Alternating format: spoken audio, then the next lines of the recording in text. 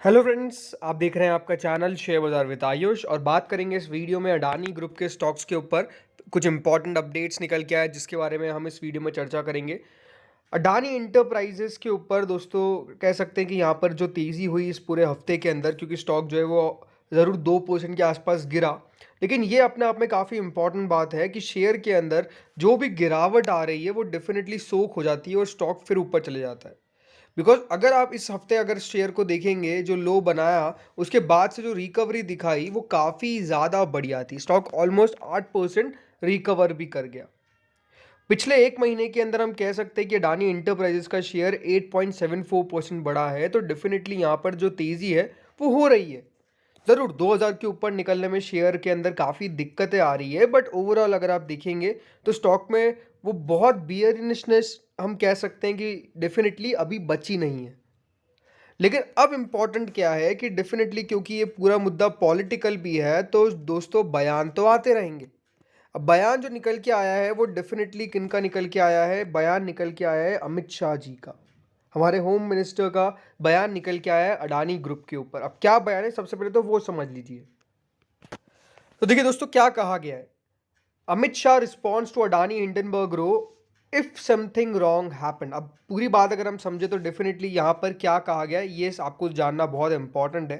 तो देखिए यहाँ पर होम मिनिस्टर अमित शाह जी की तरफ से साफ साफ जो साइलेंस है वो तोड़ा गया। जो अपोजिशन का लगातार डिमांड है जिसमें वो जेपीसी की बात ज़रूर करते हैं, बट वो इंडिया टुडे कॉन्क्लेव के अंदर कह रहे थे और उनके द्वारा यही कहा गया कि जो सुप्रीम कोर्ट की कमिटी है उनकी तरफ से डेफिनेटली जो भी जांच का कह सकते हैं फैसला निकल के आएगा उसके ऊपर सरकार कार्रवाई करेगी।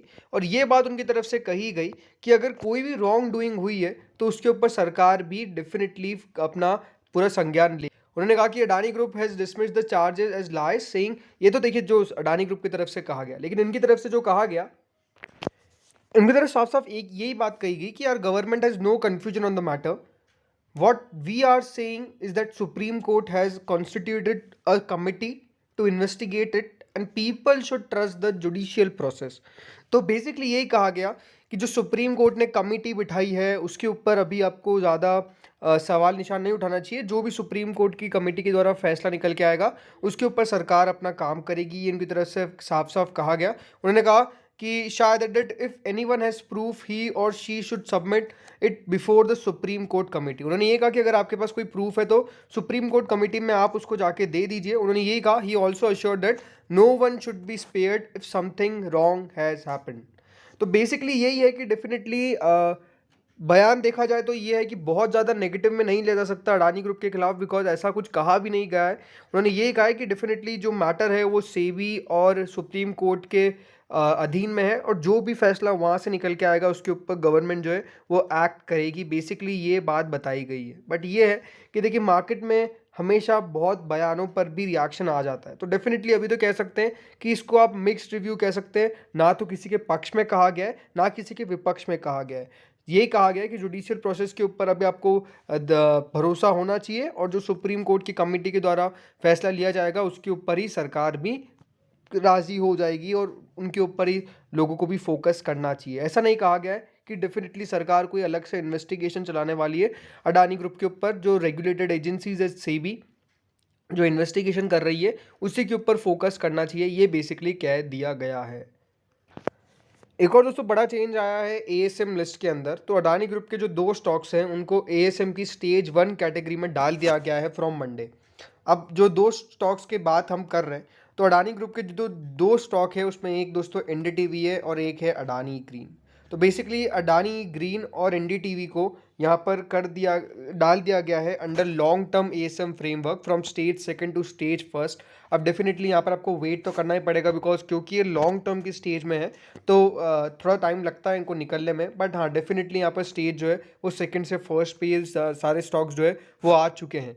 अब क्योंकि देखिए लगातार इसके अंदर वैसे भी शेयर के अंदर मूव क्या हो रहा है, या तो 5% ये बढ़ जाता है या तो 5% ये गिर जाता है। तो वैसे ही एएसएम के अंदर बना रहेगा ही रहेगा सबसे पहली बात तो इंट्राडे बैन है, कोई आपको यहाँ पर डिलीवरी के साथ पूरा पूरा कारोबार करना पड़ता है। एंड अब ठीक है, ऐसे में इन दोनों को डाल भी दिया गया है, तो मुझे लगता नहीं कि इतना कोई बहुत फ़र्क पड़ने वाला है खास। यही देखिए वॉल्यूम्स के अंदर लगातार आपको कोई बहुत बढ़ोतरी देखने को मिलती नहीं है, क्योंकि एसएम के अंदर ये ऑलरेडी है, तो डेफिनेटली बहुत बड़ा चेंज तो आने वाला नहीं है। बट ये है कि डेफिनेटली स्टेज सेकंड से स्टेज फर्स्ट पे आए हैं। अब इंपॉर्टेंट बात करते हैं फ्रेंड्स यहाँ पर।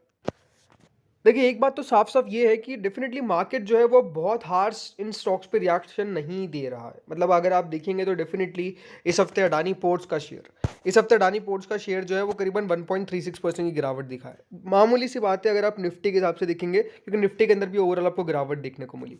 अडानी एंटरप्राइजेज़ 2%, अडानी ग्रीन का शेयर इस हफ़्ते ऑलमोस्ट दोस्तों 14% के आसपास इंक्रीज़ किया है। अडानी पावर का शेयर इस हफ़्ते ज़रूर गिरावट दिखाई है, बिकॉज काफ़ी लगातार तेज़ी दिख रही थी, तो 7% की गिरावट के साथ बंद हुआ है। अडानी ट्रांसमिशन स्पेशल बात करें तो अडानी ट्रांसमिशन 8% के आसपास इंक्रीज़ हुआ है। अडानी टोटल गैस इंक्रीज़ नहीं हुआ इस हफ्ते, करीबन 10% के आसपास की गिरावट देखने को मिली, लेकिन कंसोलिडेट कर रहा है इन लेवल्स पर, यह अच्छी बात है। अडानी विलमार की बात करें तो गिरावट देखने को मिली 5% के आसपास की। एसीसी अंबुजा के ऊपर डेफिनेटली एक इंपॉर्टेंट क्लैरिफिकेशन निकल के आया कि विनोद अडानी जो है वो डेफिनेटली इनके प्रमोटर ग्रुप के हिस्सा है। जो पहले डेफिनेटली जो बयान निकल के आया था उसमें ये कहा गया था कि कोई भी पार्ट नहीं है, लेकिन बाद में इसको क्लैरिफाई किया गया, तो डेफिनेटली ये भी इंपॉर्टेंट बात है। बट ओवरऑल अगर आप देखेंगे एनडीटीवी, तो एनडीटीवी के अंदर भी कुछ खास मूव देखने को नहीं मिला। बट स्पेशल बात क्या है कि हाँ, अब वो बहुत बड़े स्विंग्स आपको डेफिनेटली देखने को नहीं मिल रहे। मुझे ये लगता है कि स्टॉक्स के अंदर डेफिनेटली एक बेस बनने का पूरा काम होता हुआ नजर आ रहा है, और एक लेवल के आसपास ये कंसोलिडेट करेंगे। अब ये बात इंपॉर्टेंट है कि देखिए अगर Q4 के नतीजे इनके पक्ष में निकल के नहीं आए तो ये और फिसल जाएंगे। और देखिए वैल्यूएशन की बात करें ना, तो वैल्यूएशन डेफिनेटली कोई भी प्रिडिक्ट नहीं कर सकता सही, बिकॉज मार्केट कौन सा इनको पी दे रहा है वो डेफिनेटली मार्केट्स को पता है। अडानी इंटरप्राइजेस की अगर मैं बात करता हूँ तो अडानी इंटरप्राइजेस जो है वो अभी करीबन 101 की पी पे ट्रेड करता है। कोई भी कह सकता है कि 101 की पी किस तरह से जस्टिफाई है, लेकिन मार्केट्स के अंदर आपको कोई उसके अंदर बड़ा मूव देखने को नहीं मिल रहा है। मतलब मार्केट्स जो है वो डेफिनेटली स्टॉक को अभी एक रेंज में बना हुआ है, ये 1500 से 2000 की रेंज है। स्पेशली तो बात करूँ तो डेफिनेटली अभी 1700 से 2000 की रेंज बन चुकी है, अगर एक छोटी रेंज की बात करता हूँ। ज़रूर ये इंपॉर्टेंट बात है कि दोस्तों अगर सुप्रीम कोर्ट की कमिटी के द्वारा कुछ अलग बता दिया गया या फिर इनके कुछ खिलाफ आ गया तो स्टॉक पिट जाएंगे, सबको पता है।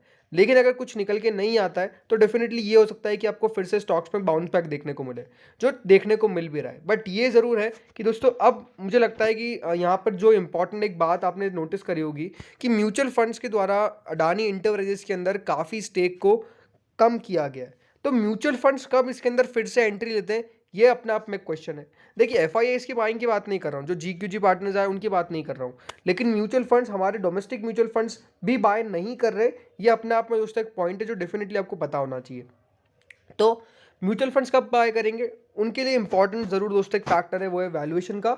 जो कौन से पॉइंट पे जाके सही लगता है वो डेफिनेटली म्यूचुअल फंड ज़्यादा बेटर कर सकते हैं। बट ये है कि जैसा मैंने कहा कि अभी बहुत कुछ नेगेटिव न्यूज़ निकल के नहीं आ रही है, जो डेफिनेटली अडानी ग्रुप के लिए बहुत बड़ी पॉजिटिव है।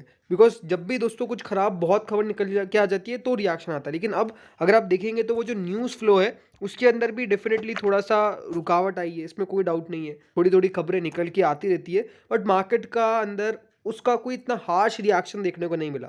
बिकॉज अगर मेरे लिए तो डेफिनेटली ये खबर भी इंपॉर्टेंट थी कि विनोद अडानी जी का पार्ट है एसीसी और अंबुजा, लेकिन उस पर मार्केट ने बहुत कुछ ऐसा त्राहिमाम मचाया नहीं। तो वो एक बात समझ में आती है कि डेफिनेटली मार्केट समझ चुका है कि जब तक सुप्रीम कोर्ट की कमेटी के द्वारा कोई रिपोर्ट निकल के नहीं आती है तब तक स्टॉक्स के ऊपर बहुत नेगेटिव रिएक्शन आपको देखने को नहीं मिलेगा। बट अगेन कुछ भी हो सकता है, मेरा बात जो है पूरा उल्टा हो सकता है, इसमें कोई डाउट नहीं है। बट अब मुझे लगता है कि डेफिनेटली शेयर के अंदर इन्वेस्टमेंट तब करना चाहिए जब आपको वो सही लगते हैं इन टर्म्स ऑफ रिजल्ट्स।